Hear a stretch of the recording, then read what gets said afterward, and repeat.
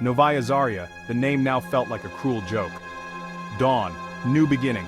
It was supposed to symbolize hope, a fresh start for those who sought refuge from the chaos of the outside world. It had been a haven, a community nestled deep in the Siberian wilderness, a place where people lived in harmony with nature, far removed from the troubles that plagued the rest of the world. The villagers had built their lives here, thriving in isolation, relying on each other and the land. Self-reliant, hidden from the world. Then the sky burned, the air choked them. A catastrophe of unimaginable proportions struck, turning their sanctuary into a living nightmare. The once clear skies were now filled with thick, choking smoke, and the ground beneath their feet was scorched and lifeless. The earth itself seemed to cry out in pain. Cracks spread like spiderwebs across the barren land, and the vibrant life that once flourished here was reduced to dust and ash.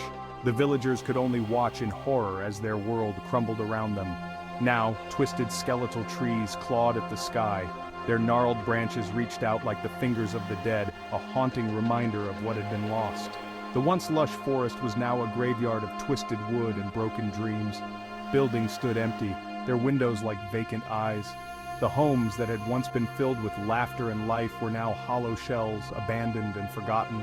Each structure told a story of loss and despair, a testament to the village's tragic fate. The silence was unnerving, broken only by the wind whistling through the ruins. It was a silence that seemed to echo the sorrow of the land, a constant reminder of the devastation that had befallen this once vibrant community. A silence that felt thick, heavy with unseen menace. The air was thick with an eerie stillness, as if the very atmosphere was holding its breath, waiting for something terrible to happen. The villagers who remained could feel it, a palpable sense of dread that hung over them like a shroud.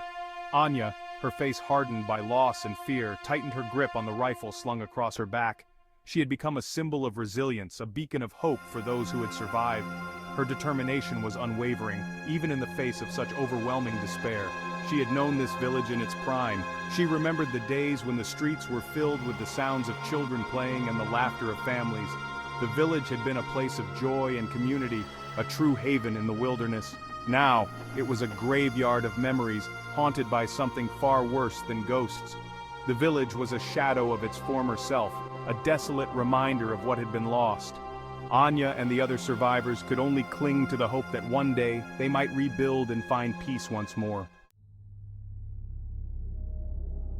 The creatures. They were once villagers, friends, family. Now they were grotesque mockeries of life. The radiation had twisted their bodies, their minds. Some were hulking masses of flesh driven by primal hunger. Others were smaller, faster, their eyes burning with a terrifying alien intelligence. They lurked in the shadows, their deformed limbs twitching, always watching, always hungry. Anya had seen what they could do, how they tore into their victims, their hunger insatiable. It wasn't just their physical forms that were monstrous, it was the emptiness in their eyes, the utter lack of humanity that chilled her to the bone. Anya, Ivan, and Dmitri. 3 names that once belonged to ordinary people, now etched into the annals of survival. 3 souls clinging to sanity in a world gone mad. Their lives, once filled with mundane routines, now revolved around the primal instinct to survive. Anya, once a schoolteacher, now their leader. Her gentle hands that once held chalk now gripped a weapon, her eyes scanning the horizon for threats. Her resolve was their shield, her courage their only hope. She had a way of instilling confidence in the group, even when the odds seemed insurmountable. Ivan, the village doctor, his medical knowledge useless against the mutations, now used his skills to patch up their wounds. Once a healer of common ailments, he now faced challenges that no medical school could have prepared him for. Dmitri, a bear of a man, his strength their muscle, his loyalty unquestioning. His past as a construction worker now served them well, his hands capable of both building and breaking. They were bound together by fear, by loss, but most of all, by a desperate will to survive. Each day was a test of their endurance, their unity, and their hope. They moved like phantoms through the ruins of their village, scavenging for scraps, for weapons, for any sign of hope in this desolate landscape. Every corner held potential danger, every shadow a possible threat. But hope was a flickering candle in the encroaching darkness. It was fragile, easily extinguished, yet it was the one thing that kept them moving forward, one step at a time, through the endless night. The old schoolhouse, its windows boarded shut, offered a semblance of safety. They huddled around a makeshift fire, the flames casting dancing shadows on the walls. The silence was broken only by the crackling fire and their own ragged breathing. Then, the howling started, a high-pitched, mournful sound that sent shivers down their spines. It was close, too close. Anya gripped her rifle, her knuckles white. A shadow fell across the boarded window, followed by a sickening scratching sound. The creature was toying with them, sensing their fear. It was going to be a long night.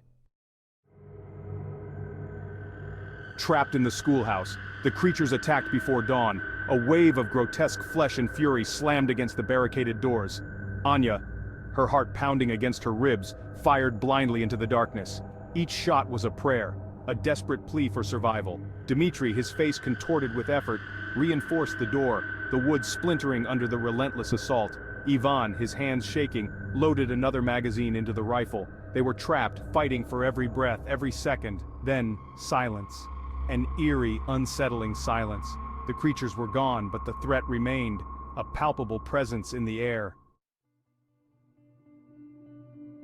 Whispers from the concrete tomb, the bunker, hidden beneath the rubble of the old town hall, its entrance concealed by debris, a faded symbol, barely visible on the concrete wall, the emblem of the old Soviet Union. What secrets lay buried beneath the tons of concrete and steel? Inside, the air was stale, thick with dust and the passage of time.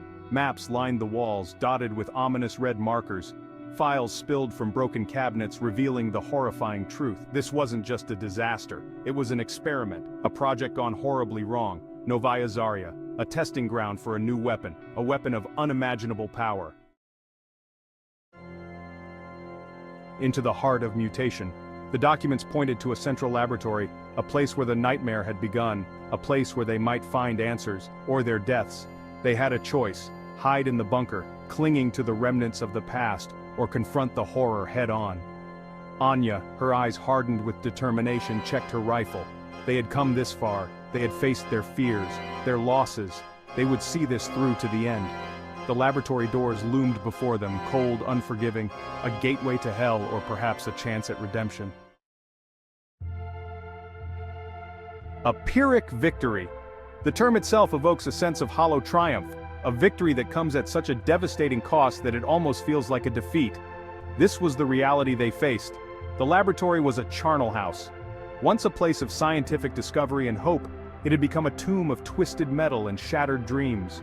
Twisted metal and shattered glass littered the floor, remnants of a violent struggle. Each shard and fragment told a story of chaos and destruction.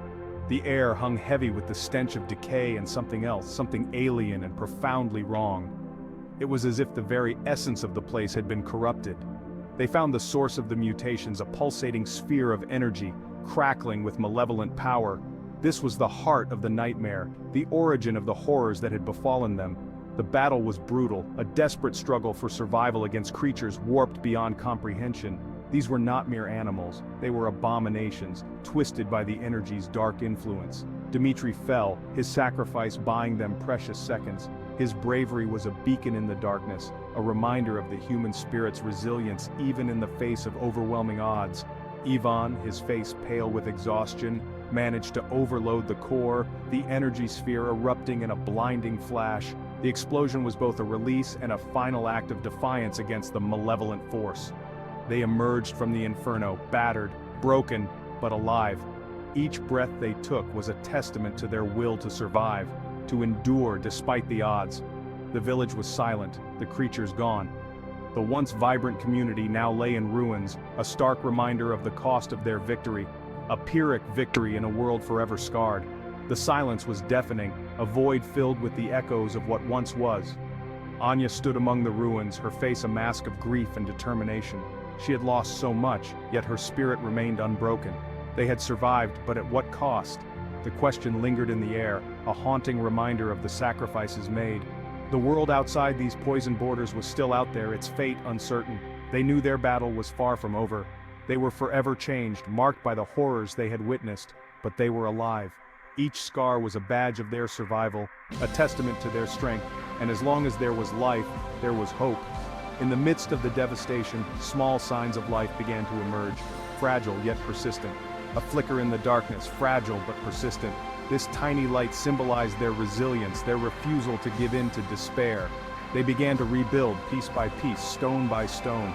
Each act of restoration was a defiant stand against the darkness that had tried to consume them. Children's laughter echoed through the ruins, a sound that seemed almost out of place in the desolation. Yet it was a powerful reminder that life goes on. As the sun rose over the devastated village, it brought with it the promise of a new day. A day where they could start anew, rebuild, and perhaps find peace.